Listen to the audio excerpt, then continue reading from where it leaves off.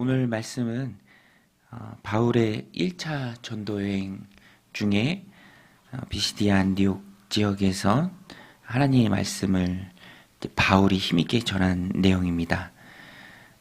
바울이 전한 말씀, 복음, 그 설교의 핵심은 예수를 힘입어야 한다. 모세율법으로 행할 수 없었던, 이룰 수 없었던 일들이 예수 그리스도를 힘입을 때 죄사함 받고 용서받고 율법으로 이룰 수 없는 구원에 이른다. 그것을 말하죠. 38절에 보면 그러므로 형제들아 너희가 알 것은 이 사람을 힘입어 죄사함을 너희에게 전하는 이것이며 또 모세의 율법으로 너희가 의롭다 하심을 얻지 못하던 모든 일에도 이 사람을 힘입어 믿는 자마다 의롭다 하심을 얻는 이것이라. 믿음으로, 그리스도를 믿음으로 죄사함 받고 의롭게 된다. 바울이 힘있게 외칩니다. 대상이 대부분 유대인들이죠. 물론 이방인들도 있었지만 유대인 중심의 사역을 바울은 어느 지역에 가든 회당을 중심으로 사역을 했습니다. 다윗의 이야기, 조상들의 이야기 너무너무 익숙하죠. 하지만 거기서 그치는 것이 아니라 그것을 바울은 복음으로 연결시켜서 그리스도께 연결시켜서 전합니다. 구약의 핵심이 오실 그리스도를 알려주는 것이고 그림자이며 실체는 예수님이기에 율법으로 이룰 수 없는 의로움을 그리스도의 십자가 사역으로 또 그것을 믿음으로 의롭게 된다. 바울이 힘있게 전합니다.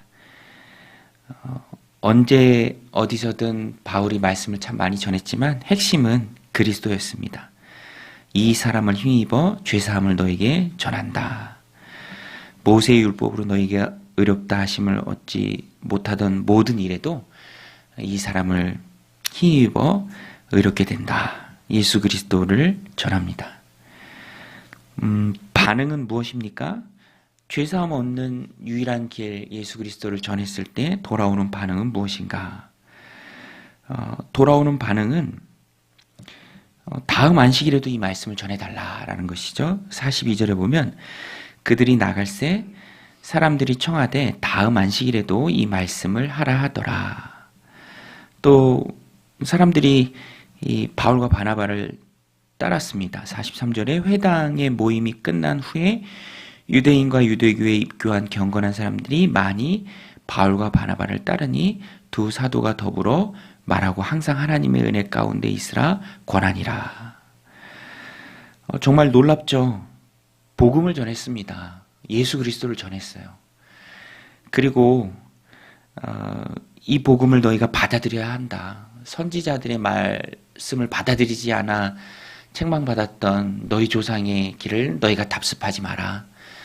율법이 핵심적으로 꼽는 그리스도, 유일한 죄사함의 길, 생명이요 진리 되신 예수 그리스도 그 부활을 믿으라. 힘있게 전했을 때 사실 유대인들이 충분히 거부할 수밖에 없는 내용입니다. 그런데 놀랍게도 다음 안식일에도 이 말씀을 전해달라.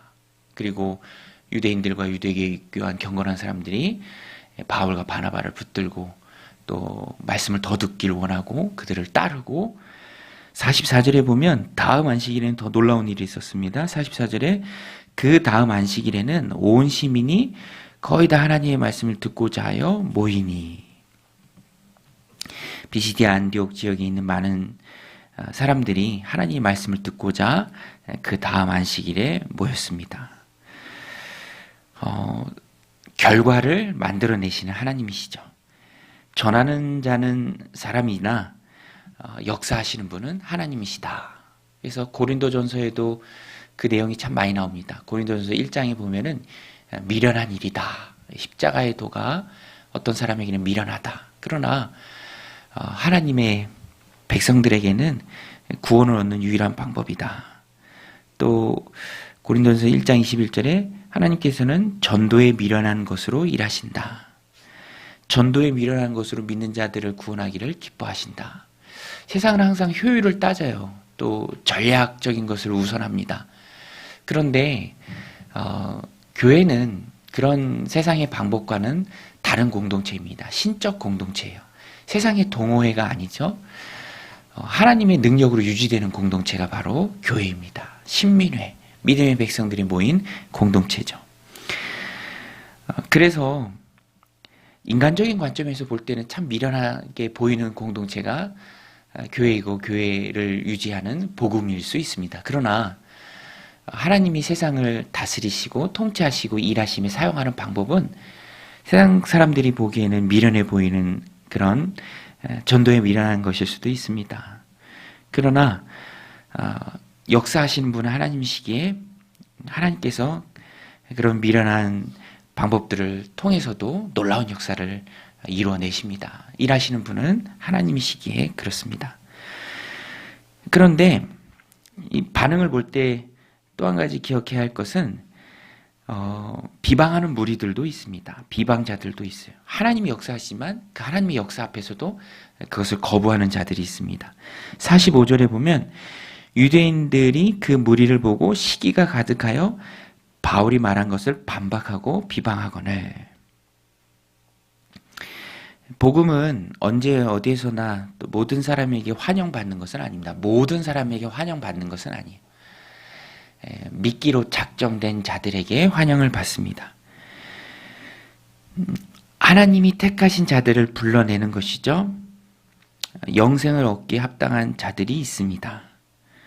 하나님의 작정이 있습니다. 그래서 표면적으로 보면은 시기하고 비방하는 자들이 있어요. 46절에 보면 바울과 바나바가 담대히 말하여 이르되 하나님의 말씀을 마땅히 먼저 너희에게 전할 것이로되 너희가 그것을 버리고 영생을 얻기에 합당하지 않은 자로 자처하기로 우리가 이방인에게로 향하노라. 먼저 하나님의 말씀 듣기로 되어 있는 유대인들.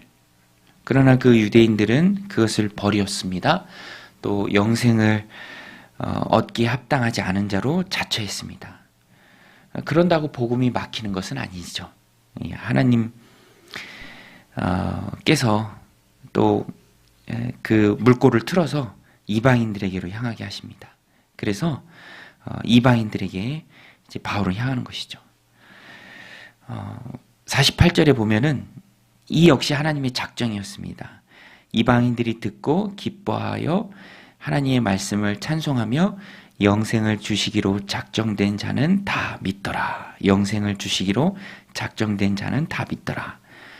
복음이 전해졌을 때 믿는 자들이 있습니다. 그러면 그 사람들은 영생을 얻기로 작정된 자들이죠. 하나님의 작정입니다.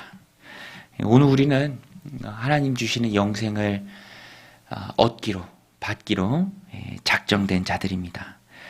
너무너무 감사하죠. 비시디아 안디옥에서 전했던 바울의 설교, 또 그 설교를 통해서 나타났던 놀라운 하나님의 역사, 이러한 것을 보면서도 우리가 깨닫는 것이 그것입니다. 역사를 이루어내시는 분은 하나님이시다. 우리는 그의 도구다. 하나님은 전도에 미련한 것을 통해서 믿는 자들을 구원하시기를 기뻐하시는 분이다. 또 반면에 그것을 믿지 않는 자들도 있다라는 것입니다. 그런데 오늘 우리는 믿잖아요. 믿음을 고백합니다. 믿는 하나님의 백성들입니다. 자녀들이죠. 하나님께서 작정하셨고 또 하나님께서 구원해 주셨기 때문에 가능한 일입니다. 그래서 오늘 말씀을 이렇게 보면 일하시는 분은 하나님이세요. 그래서 사람들이 효율을 따지고 또 전략을 중요하게 여기고 그렇지만 하나님이 일하심에 하나님이 사용하시는 방법은 사람의 것과 다르다라는 것입니다.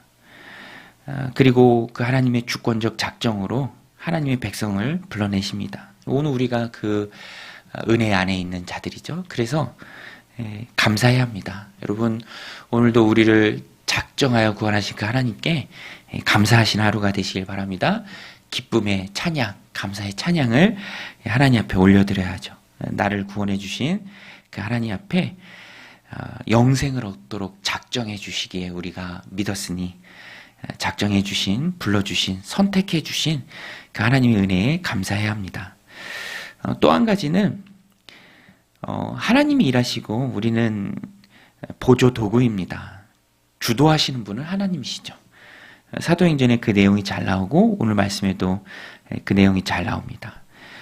하나님의 작정의 도구로 바울이 쓰임 받은 것이죠. 전했을 때 영생을 주시기로 작정된 자가 다 믿었다라는 것입니다. 하나님의 작정이 먼저이죠. 바울은 이것을 늘 깨달으며 사역했습니다. 지금이 1차 전도여행인데요.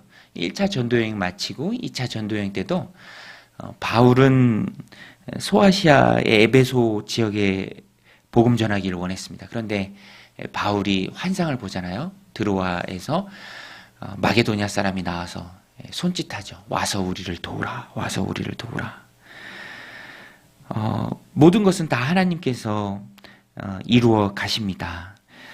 그래서 하나님 이루시고 또 주권적으로 역사하시는 영생을 얻기로 작정된 하나님 백성의 삶을 우리가 살아낼 때 항상 앞서지 않는 것을 우리가 늘 생각해야 합니다.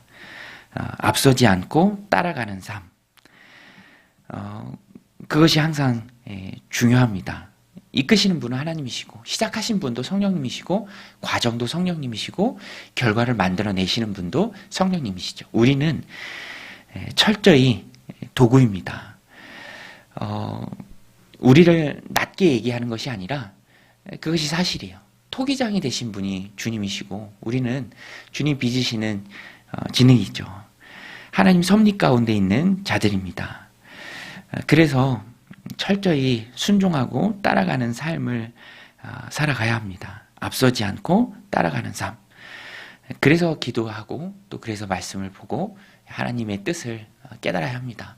하나님 어떻게 우리의 삶을, 나의 삶을, 사랑 우리 자녀들의 삶을 이끌어 가시는지 볼 수 있어야 합니다. 그리고 구원해 주신 분께 감사하고 또 주와 동행하는 삶을 살아가야 합니다. 오늘도 이 말씀 마음에 새기고 주권자 되신 하나님께서 우리 삶을 이끌어 가실 때 감사하고 또 주와 동행하며 그의 이끄심에 순종하며 따라가는 오늘 하루의 삶이 되시기를 주님의 이름으로 간절히 축원드립니다. 우리 같이 말씀 붙들고 기도하며 나아가겠습니다.